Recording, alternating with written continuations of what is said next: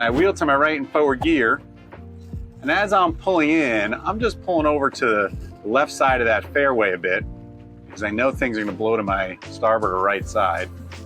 And as I come in, I'm in gear, got just a little bit of throttle, probably about 900 RPMs.